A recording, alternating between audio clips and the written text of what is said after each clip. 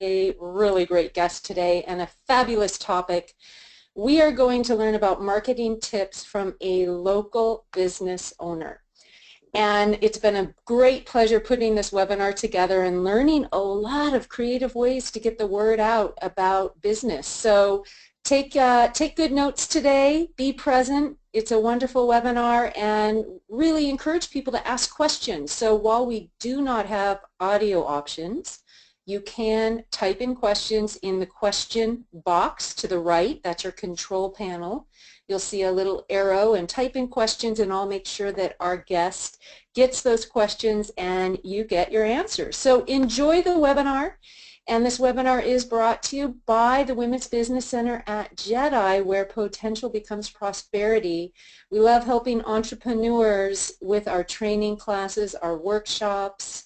We have private business and financial support, a computer, a graphics lab, and a big library of resources. We do tax preparation.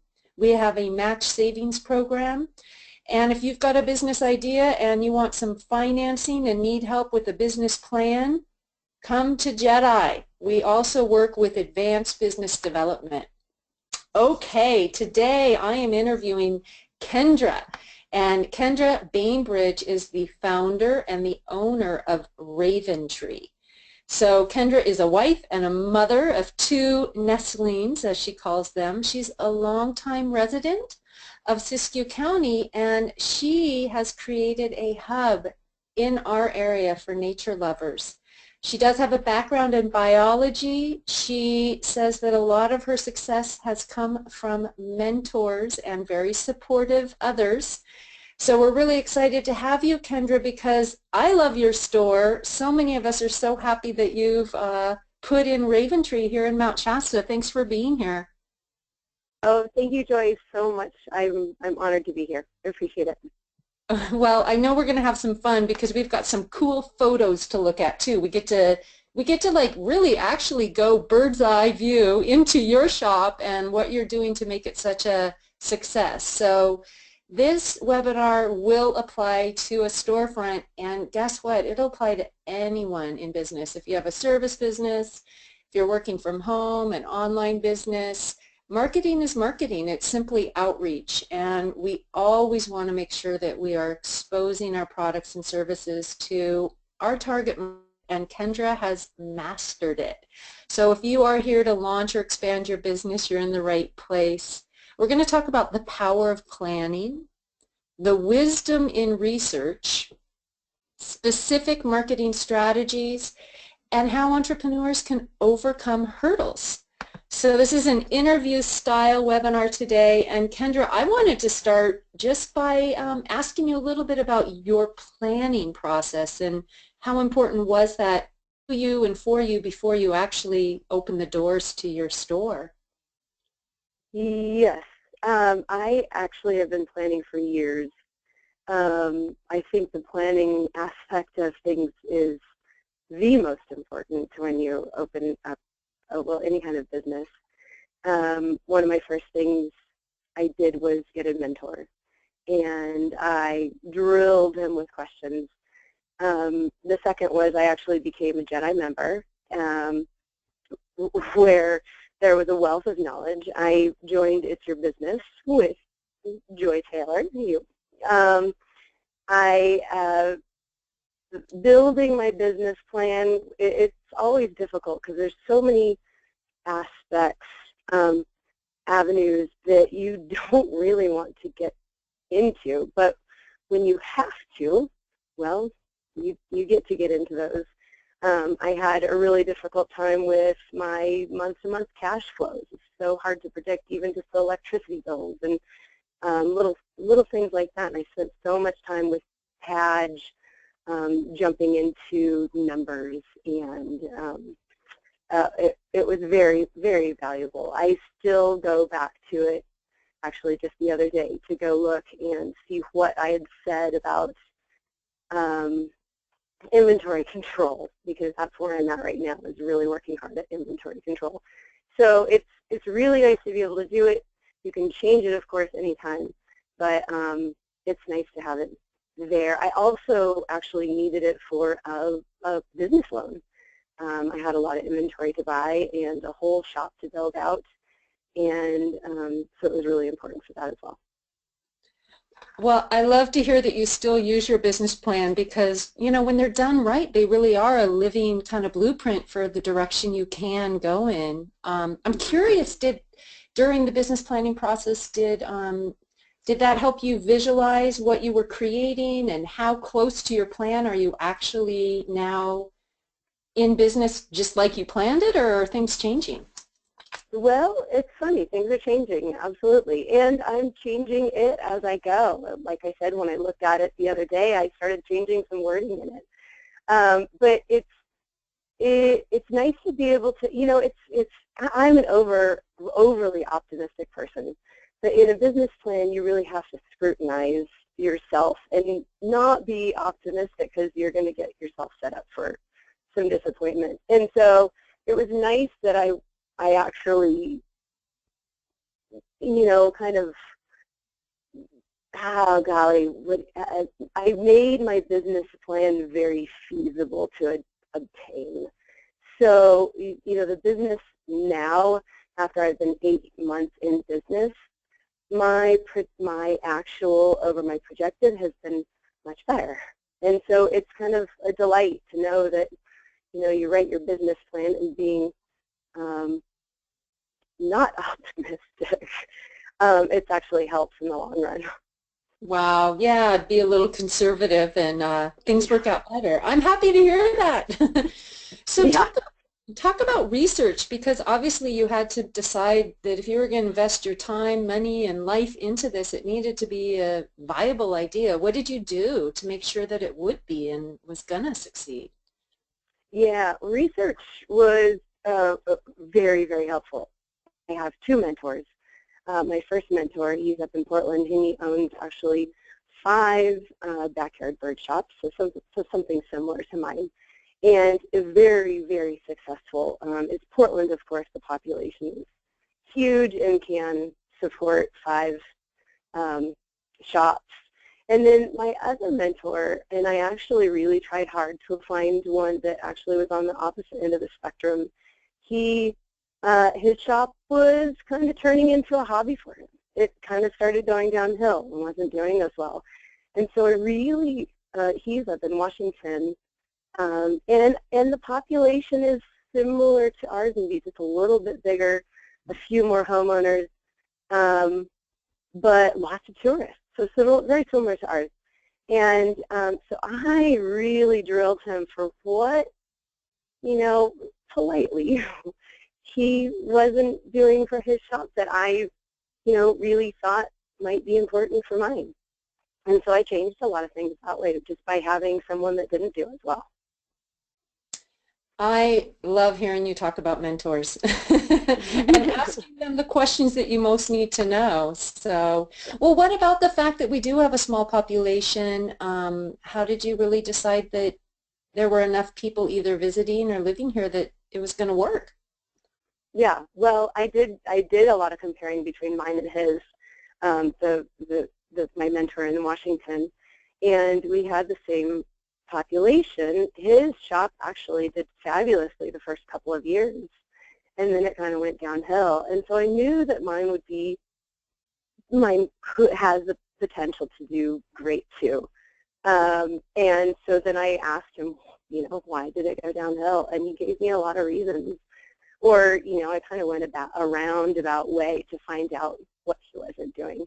And so I knew that a population could support my business perfectly fine, and what, you know, once again, what not to do.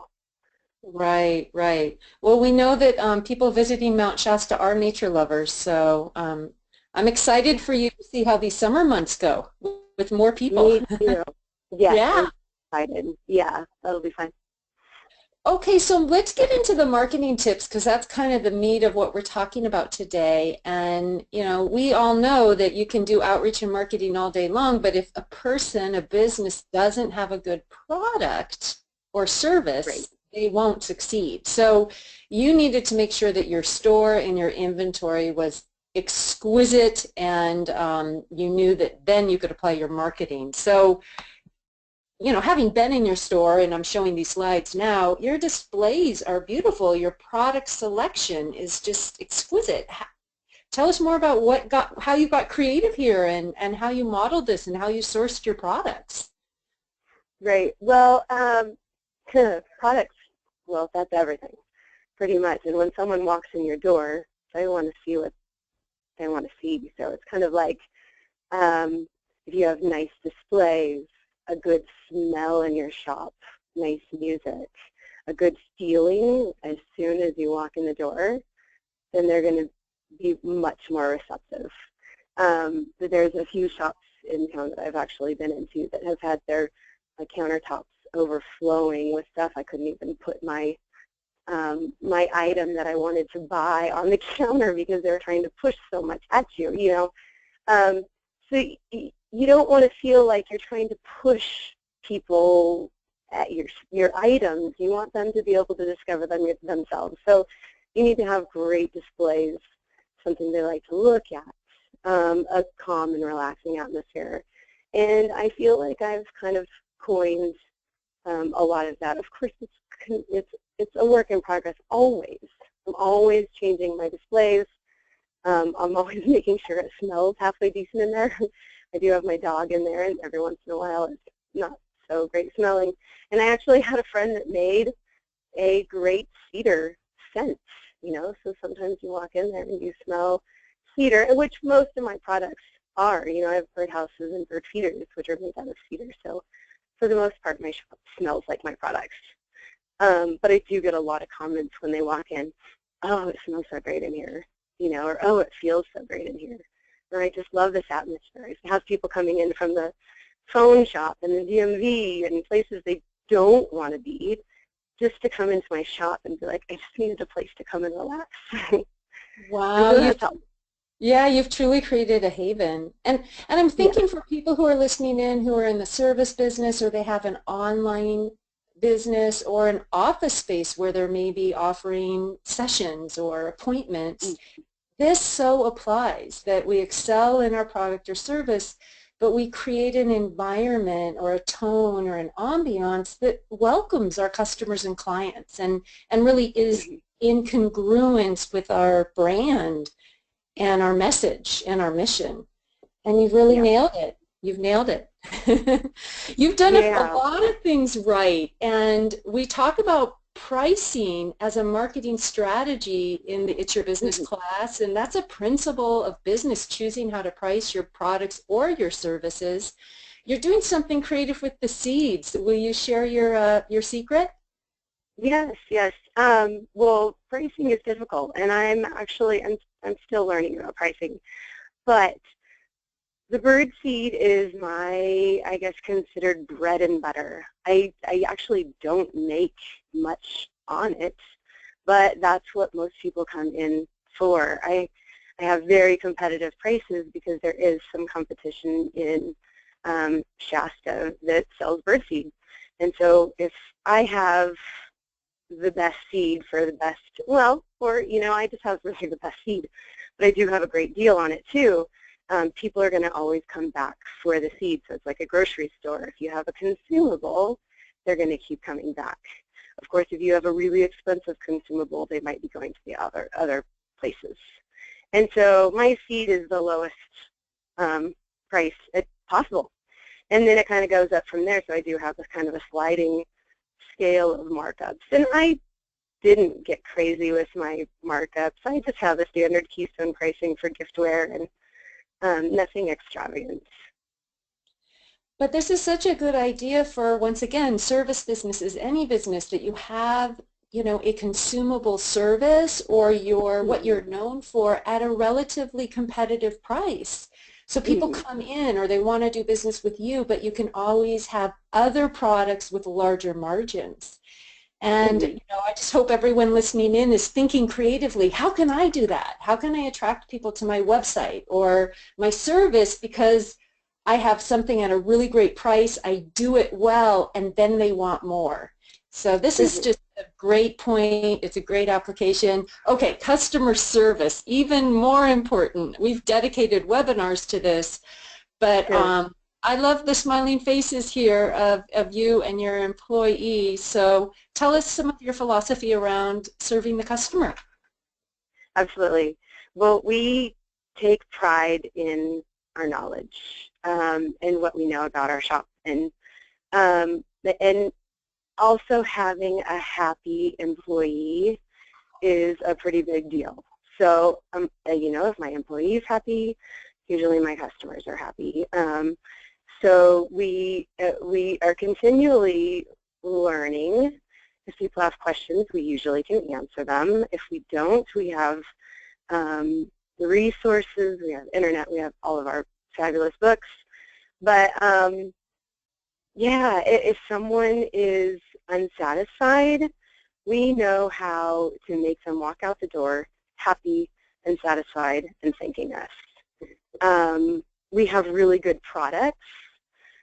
And so, you know, it's nothing that we need to worry about, oh no, they're going to buy this little plastic thing and they're going to walk out the door and it's going to break. But we have quality supplies, quality products. You know, happy employees, happy customers. So I think it really works well. Wow. And then your just emphasis on knowledge and learning and really being an expert in your industry. Once again, Yeah. that can apply to all of us. Whatever we do, the more we can offer online content or education, the better. And we'll get to that because you do that as well. So people come in, they love your products, they naturally tell their friends. Would you say that word of mouth is a big aspect of your marketing now? Word of mouth is my hands down best advertising. I daily get people coming in and saying, oh my gosh, I'm so glad I came in. My friend told me about this. I'm so glad I came in. Or, you know, when they are walking around, they think, oh my gosh, I have to tell my friends about this, or my husband, or my kids. And it's huge. I can't believe I've advertised in a lot of other places, and I usually never hear anything about those, but it's always word of mouth. And, you know, I'm starting to take advantage of that. When I do have customers in the shop and they say something like that, I've got to tell my friend about the shop. Well, then, you know, I bring out the coupon and I give them, you know, I give her one, and it's called the Feathered Friend coupon. So if, you know, it's from a friend, I pass it on to another friend. It's kind of incentive to really actually bring them in the door. Wow, so it's happening naturally, but you're also encouraging it. Mm-hmm. And you also are bringing people in the door through events and education and fun activities. Yeah, I've had several free classes, which people have loved. I actually got to hear and it was actually an adult class. It was an Orchard Mason Bee class, but this mom brought in her 8-year-old son, and as he was walking out the door, I heard him say, Mom, I want to go to all of her classes. And so it just made me delighted to hear that. And it also makes me want to offer more, too, and maybe more geared towards, you know, all kinds of ages. So maybe the next couple classes I might have towards kids. But, yeah, the classes have been great. My grand opening was really nice. I invited a rehabilitation center up with a great horned owl in Mount Shasta area, Audubon. And so for that day, my sales, 10% went to Audubon. And the great horned owl really lured people in. My shop was full, and everybody was happy to see the owl. Susan Thomas was great at presenting it. She's the owner of the owl. But and that was great too. So it's always nice to give people something they want. And something different, something creative. You know, a lot of people have open yeah. houses, but you really drew people in. Go ahead. You were saying something. Oh, I forgot. Sorry, Joy. It's okay. You know, the education really seems to run through everything you do when it comes to marketing. So it's almost like your marketing is really just educating. It really, I'm really Yeah, seeing that theme throughout what you do, including yeah. this. So you have an active email list. How do you build your list? Well, I have on my front counter when people are checking out my list right there. And so on, on the front, I join our email, you'll get, you'll see classes and educational information. Um, every once in a while a coupon, which I don't do too much, so it is still kind of exciting to get. Yeah, and so things that they might want to hear about, interesting information. And so I get people signing up on it daily, and it's, slowly growing. It started out as one, and now, I have several hundred. So yeah, it's doing well. So how often are you sending out your emails? Because, email marketing is something most businesses do now, and, Mhm. all around businesses do now. How often are your emails going out? We send out an email once a week. Wow. Um, So I I got very lucky, and my employee is a writer, and so I have used her fabulous abilities to create my emails, and they're usually just short, sweet, with some good information that people are interested in. Well, I really admire what you're doing, and just, for Mm. everyone listening in, once a week is ambitious, and for some people, once a month is enough, or even Yeah. quarterly. But the idea of having a database of customers, so when you do have an event or an open house or a special, you have your customers that can get notified right away. And that's very Definitely. powerful. Yeah. Okay, Facebook. Yeah. Talk to us about your Facebook page. Yeah, Facebook seems to be doing really well. I usually post interesting information, projects you can do in your own yard. I usually post new items that I get in the shop. 2 to 3 postings a week is what I get on there. I've had some really good reviews, which have been really appreciated.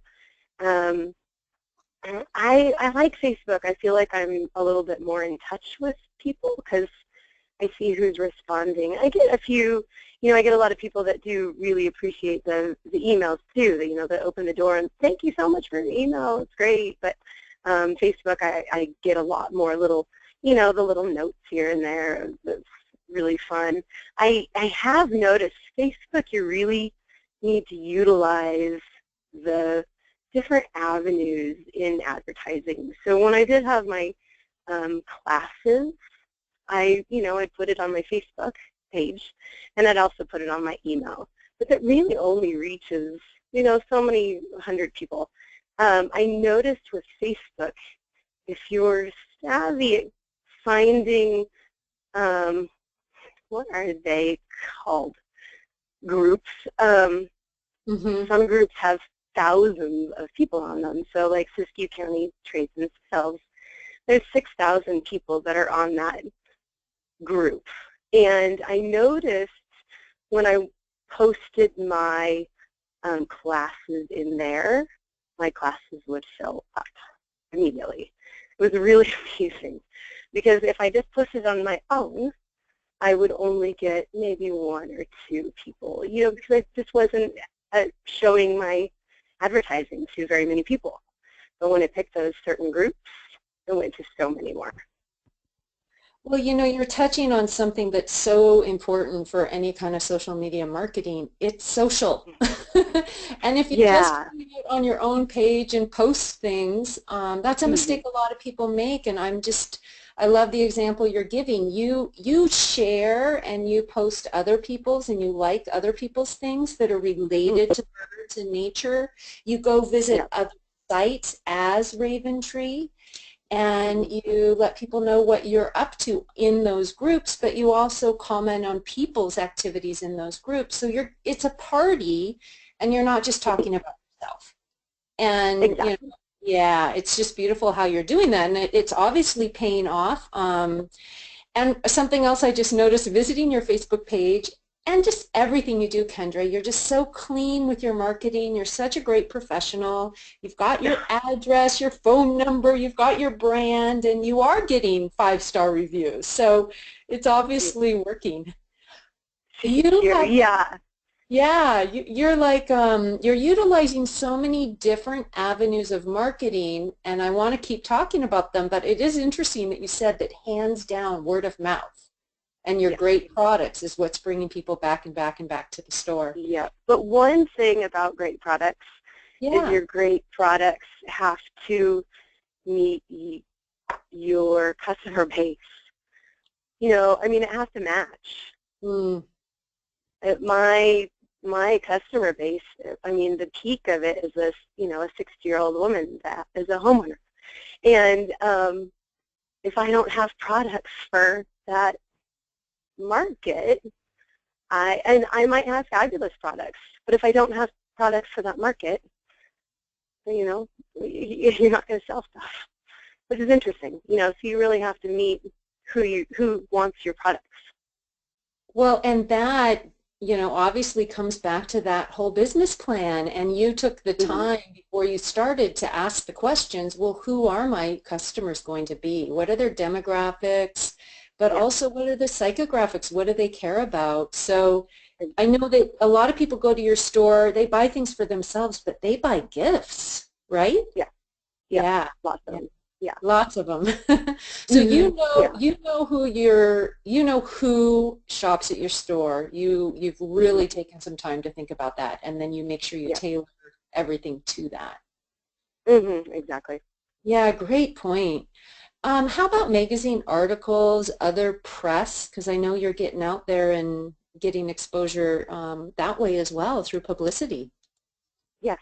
Yeah. Well, the newspaper is virtually free press. So grand opening, of course, I did my ribbon cutting, and that was in the newspaper, which was fabulous. I'm on the board of Audubon and the Mount Shasta area Audubon, and I got together Mount Shasta area Audubon and Siskiyou Land Trust to do a little bit more birding in the Siskiyou, the meadow, not Siskiyou Meadow. Sisson Meadow. What is it? Sisson Meadow, excuse me. So in Sisson Meadow, there's the boardwalk. There were a few old funky birdhouses that had been broken down, looks like by rocks. And so I kind of took the initiative and brought Audubon and Siskiyou Land Trust together to do a cooperative on making, doing more birding in the meadow. And so I built several birdhouses. I hung them with the land trust, and we also did a nice big plaque on the back of their kiosk about the birds that you might see in the meadow. And so that was actually in the newspaper twice, free advertising, lovely free advertising. And so just involved with the community, getting involved with groups that you love, it really helps. That's such a great tip, that backyard branding, if you will. And that really Yeah. kind of ties into networking, specifically the chamber membership. That's how you got the ribbon cutting, but also Yeah. you did take the time to make sure that you're a part of the Visit Mount Shasta website that's also available through chamber membership. Yes. Yep. Yep. I'm also part of Women in Business. And that's been a very supportive group as well. And the Audubon and some other nonprofits. Mm-hmm. So when you walk around now, do people say, oh, you're the one who started Raven Tree? I do get some of that. Well, what Yeah. other marketing tips would you have for any small business owner? Donate.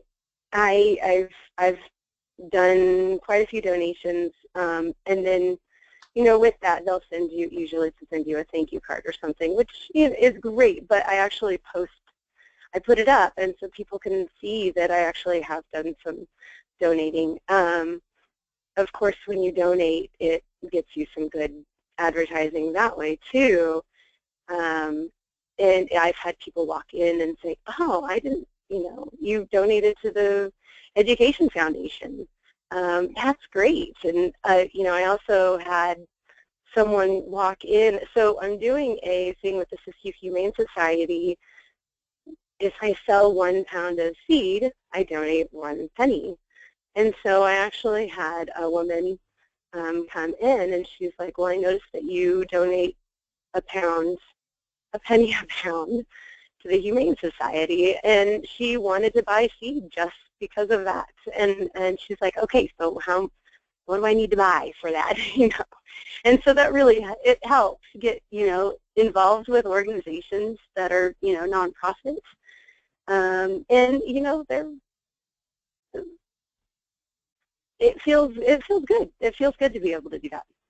And I think it feels really good for the shopper too, and you're matching values, nature, animal, and it does. It feels good for all of us to know. Well, I think many people here in Siskiyou County, number one, we just love to shop local. I hope so, because it really supports the economy, and you've got an employee, and I think you're sourcing a few things local too. But what I love hearing here is you're also giving back to local organizations, and so it really gives us a sense of community. Definitely. So this all sounds really lovely and optimistic, like you said you are, but I know you've had a few hurdles, and any business owner is going to have them. Getting started, getting funded, there's challenges that come our way.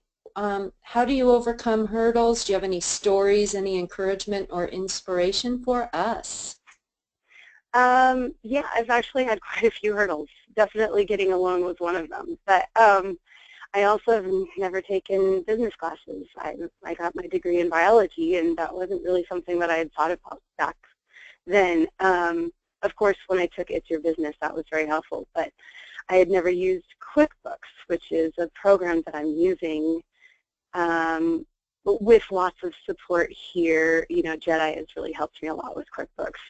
I think pads came in weekly for months, helping me just get that going. I also have, my inventory program, my Lightspeed online. That was brand new to me, and so I really had a big learning curve with starting up my whole business. Taxes, on the other hand, some things you just can't do on your own. I really struggle with my taxes, and so I just decided, okay, I'm passing this one on. I cannot do it by myself. And so that is one thing that I actually am having somebody else help me out with. But yeah, I've had some hurdles, and I'm just encountering, I've kind of built my inventory up until now. I think I'm kind of at my ideal, and I'm just realizing how important it is for inventory control. Am I ever going to take any money home? And yes, I will if I can actually figure out some inventory control. And so just recently I've been really working hard at that. And once again, going back to my business plan on how do I do inventory control? And that's helped. I'm getting it down, which is great. Wow, well, you bring up something that happens a lot for people in their first year or two in business, depending on the model of business. We don't always get to pay ourselves that much when we get started, and that's a big hurdle for morale or financially, depending on people's situations. So, yeah, wonderful that you're looking at that. Yeah. And you brought up kind of a point, two things that I got from this. Your willingness to learn and how important it's been to just, learn as you go and take classes and get help. Yes, and definitely. Knowing when it's time to hire someone else to do a task and when it's time to delegate. And in your case, hiring such a great employee that loves to write, that allowed you to delegate, some of your email content, etc. But do you have any other thoughts or tips about really assessing when is it time to hire someone else or when is it time to learn new technology? Yeah, I'm I'm kind of at that point, you know. I guess it's just it's the thought process. You kind of go, you know, around and around in a circle. I'm like, well, should I do this or should I not? You know, and eventually you figure it out, or you get help to figure it out. But in my thought process right now, I'm thinking, well, I wonder if I should be opening on Sundays. And so my employee doesn't want to work on Sundays. So I'm at that point where, do I hire, or, you know, do I try to do it myself? And it's a continual evolution of business. And it's hard, but fun. It's enjoyable. It's hard but fun. That goes back to something you said earlier. You're overly optimistic. I am overly optimistic, yes. Well, but it has worked out for me so far. Well, I was going to ask, just my last question is, how important has that optimism been to your success? Oh, very. You know, I probably wouldn't have opened a shop if it weren't for it. You know, I mean, you can pick apart a plan so much to where it really doesn't ever look good. And so you have to have a little bit of hope and a little bit of optimism to really get something rolling. Wow. Kendra, you are a whiz. You really are a magician. I love your place. Thank you. I'm gonna encourage everyone to visit you at the Raven Tree Shop in the Rays Market area there at the shopping center, or visit your Facebook page and, you know, experience this local hub. I also want to ask everyone who's listening in live, if you have a question, please type it in the question box, and Kendra is with us for a few more minutes and we can get some more tips and ideas from this successful business owner. And Kendra, one question that came in here right now is, do you ask people how they heard about you? Like when they walk in or when they're checking out, do you ask people how they heard about you? You know, I have not, and I probably should a little bit more. It's funny, people actually come in and talk about it usually, or else I can kind of get an idea that they're tourists, or it's not like I'm very intuitive of people that come in, but I haven't asked that question, and it's actually something I should ask. It's important, and actually it's something I should, you know, mark down and kind of get a really good grasp of where things are coming from, where people are coming from. Well, it sounds, just from this webinar, I do get the sense, though, that, you know, people are volunteering sometimes. Yeah. Here's another question. Someone asked, are you on any other social media, or have you decided to just use Facebook? Well, I'm not, because I don't know how to use others. And I feel like at the moment I haven't been able to free up enough time to explore others. But I would like to. I mean, I would like to. I just don't. I don't have enough time at the moment, and two, I don't know anything about them. Well, I want to interject and just give you a big round of applause for answering that way, because you know, I've just, you know, working with so many people with JEDI, sometimes people try to take on too much or do things that aren't their expertise, and you know, Kendra, it looks like Facebook's working for you, so yeah, it seems to be doing okay.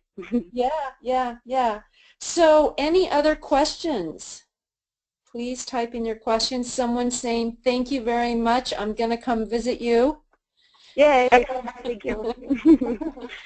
All right, well, I learned a lot. I mean, I really appreciate you going all the way back to the planning stage, through the process. Absolutely. And then thank you for being so humble and sharing some of the struggles and the challenges. And you know, I think that your optimism is beautiful, and I think that the truth of that at times it's hard to make decisions or pay yourself or whatever may come up is something that you're just willing to learn as you go. Yes. Yeah, you're truly offering a great service to the community with your store. Any other last, any other last marketing tips or anything, Kendra? Boy, I think we covered most of it. I think we did too. This was like incredible. I really appreciate all the photos you provided and you volunteering to give back to the community and support other people in starting businesses. So Kendra, thank you. Thank you so much, Joy, for having me. Yeah, thank you. And once again, a big giant thank you to the Women's Business Center at JEDI and you know, just this opportunity that we have in this county, in this area, in this region to work with business specialists to grow our business. And Kendra did utilize JEDI as she referenced in the talk, and that was helpful to assist her in bookkeeping as well as writing a business plan. So we at JEDI invite you to contact us if you've got a business idea, whether it be a storefront, a paint contracting business, if you're a crafter, whatever you're working on, we are definitely here to assist you. And we also have great events, a couple coming up soon here in May and in June. Oh, this is exciting. Renee Gatrue is offering 3 Thursdays, Breathe in Financial Flow. And this is going to be Learn the Art of Giving, Receiving, and Selling. These are all necessary skills for entrepreneurs. So if you're interested in that, please call JEDI to register.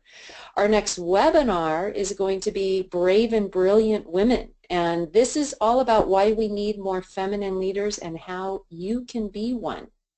And that'll be in May the 25th, really talking about leadership skills for men and women. Coming to Reading in June, Women Thrive, an event for women filled with inspiration, support, and skills for success in business life and leadership. And Diane Strachan of Positive Future will be the keynote. So that's coming in June. This summer to Reading, as well as the It's Your Etsy Business, a 5-week craft entrepreneurship program in Reading on Saturdays in June and July. So anything that we're doing at JEDI, you are invited. Give us a call, learn more. If you liked this webinar, if you would like to support JEDI as a member, we invite you.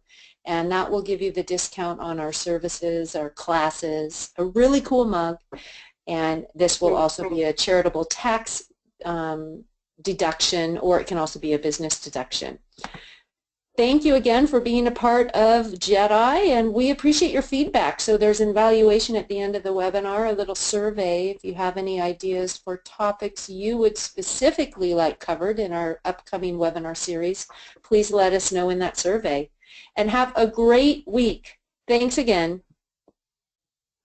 Goodbye, everyone.